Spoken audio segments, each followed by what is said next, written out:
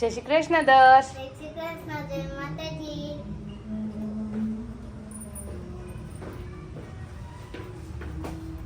ધીરે ધીરે.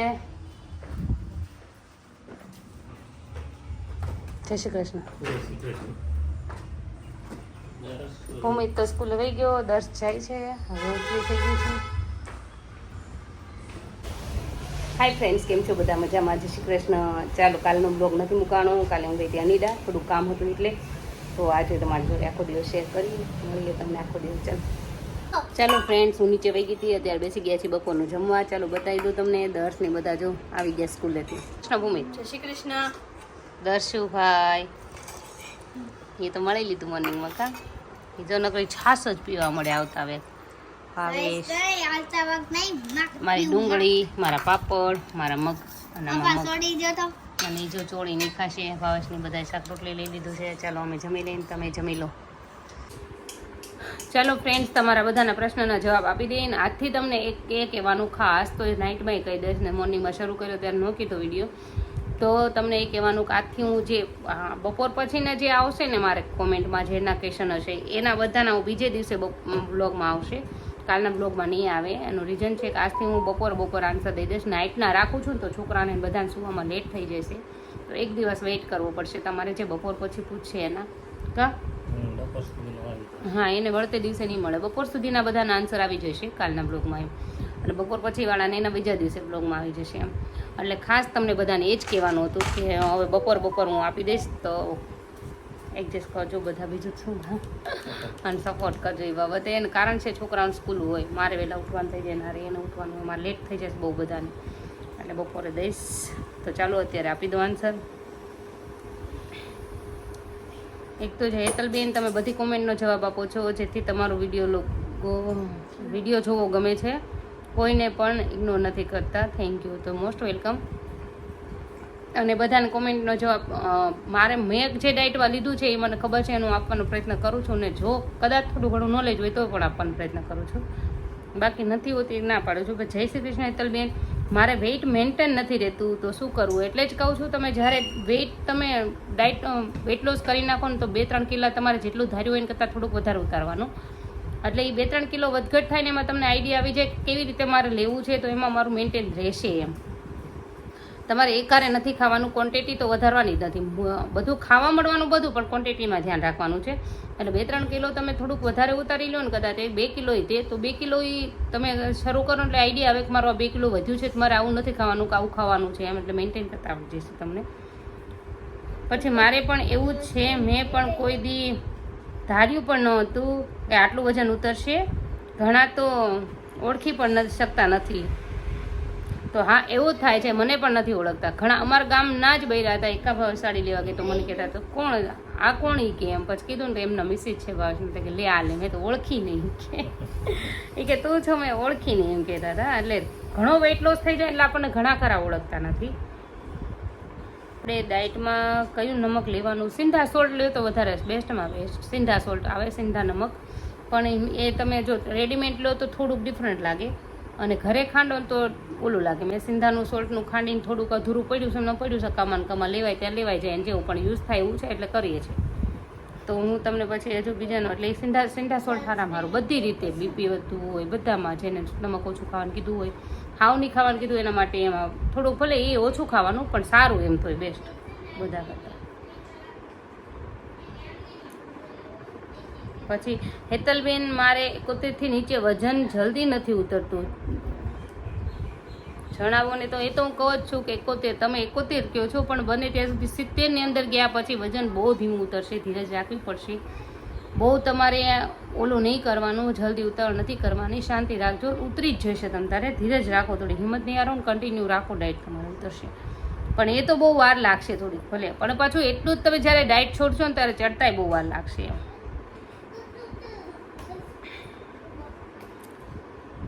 ફિશવાળી રોટલી બનાવીને બતાવજો ને. હા જરૂર, જ્યારે પાછી હું બનાવીશ ને એટલે તમને બતાવીશ. પછી છે હેતલબેન, મારે 82 kg વજન છે, ઉતરતું જ નથી, તો શું કરવું કહેજો ને. તમે આ ડાયટ ફોલો કરી છે તોય નથી ઉતરતું કેમ એમનેમ તમે કહો છો? તો એ મને કહેજો. તમે આ ડાયટ છે ફોલો કરો એટલે ઉતરે જ. 82 કિલો હોય તો ગમે એટલું.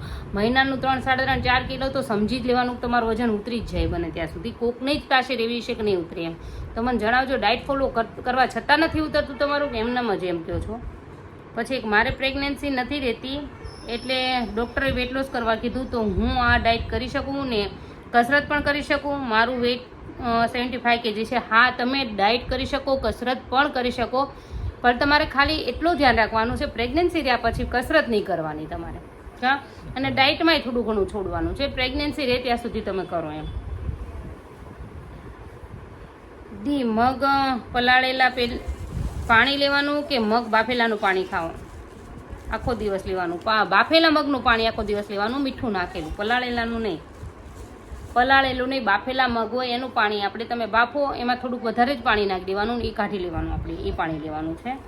પછી હેતલબેન, તમારે હેર કટિંગ કયા કરાવેલા છે? તો લેયર કટ કરાવેલા છે.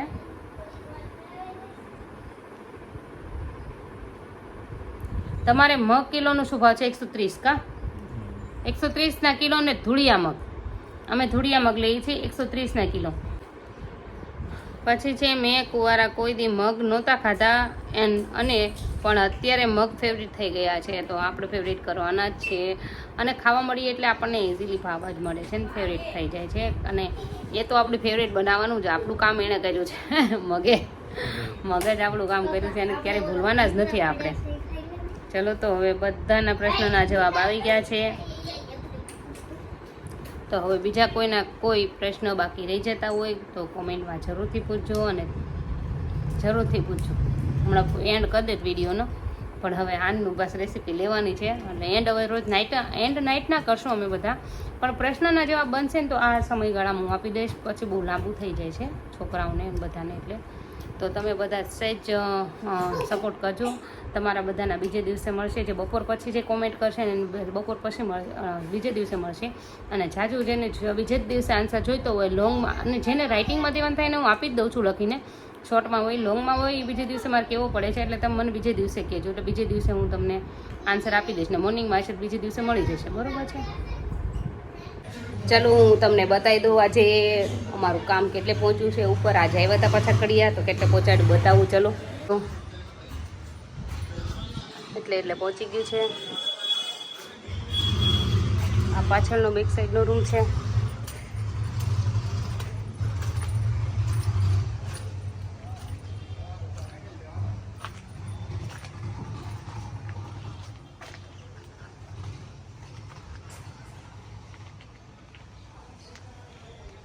જો હવે ફ્રેન્ડ્સ અહીંથી હવે લઈ લે છે ઓલા મેડાની ઉપર, ટોયલેટની ઉપર લિન્ટર માળિયાની.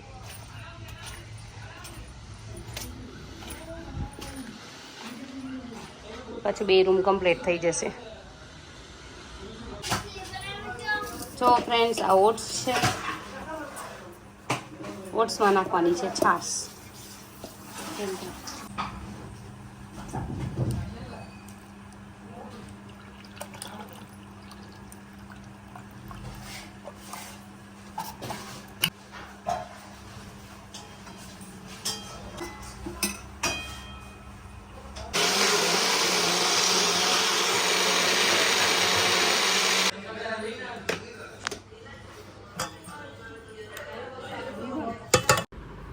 જો ફ્રેન્ડ્સ, આમાં મેં ગાજર ને ડુંગળી લીધી છે ને કેપ્સિકમ ઘડીક રહીને નાખું છું.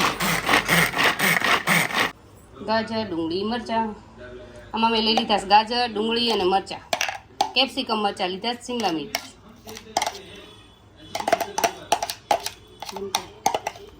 જો ફ્રેન્ડ્સ, આ હવે મેં ગાજર, શિમલા મિર્ચ ને ઓનિયન એટલું નાખી દીધું છે. હવે આમાં નાખી દઈશ મીઠું.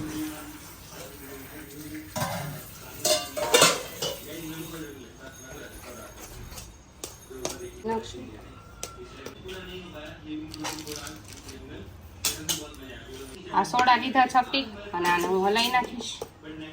હવે સીધા પંપ પાડી દેવાના છે.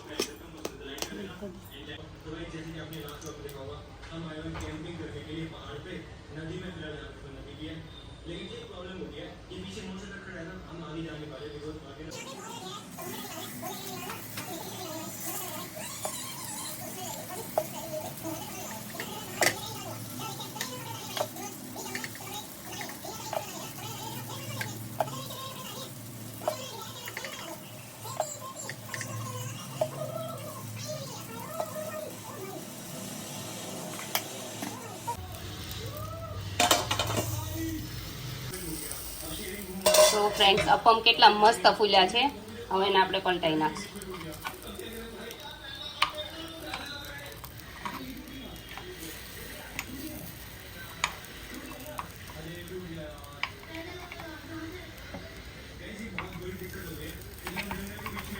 તો ફ્રેન્ડ્સ આ પલટી ગયા છે. હવે આના પર ખાલી ઢાંકી દઈશું, પછી લઈશું ફરી પાછું.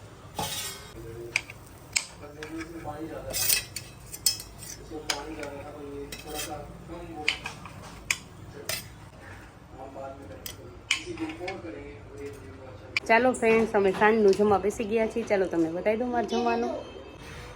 આ છે બાજરાનો રોટલો, ડુંગળી અમારી, ગલકાનું શાક કોરું, હું છાશ એડ કરી દઈશ કાં દહીં એડ કરી દઈશ. અને આ છે ઓટ્સના અપમ, પાપડ.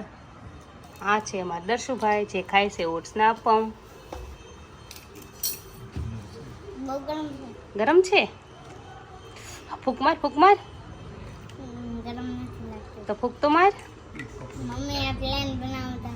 પ્લેન નો બને ભાઈ, વેજીટેબલ્સ તો બધા આવે જ. નહીં. આ ભાવેશ જમવા બેસી ગયા અને આ છે ભૂમિત. ચલો અમે જમી લઈએ અને તમે જમી લો. તો ફ્રેન્ડ્સ તમને બધાને અમારો બ્લોગ ગમ્યો હોય તો લાઈક, શેર, સબસ્ક્રાઇબ જરૂરથી કરજો. Thank you. Thank you. Welcome. Good night.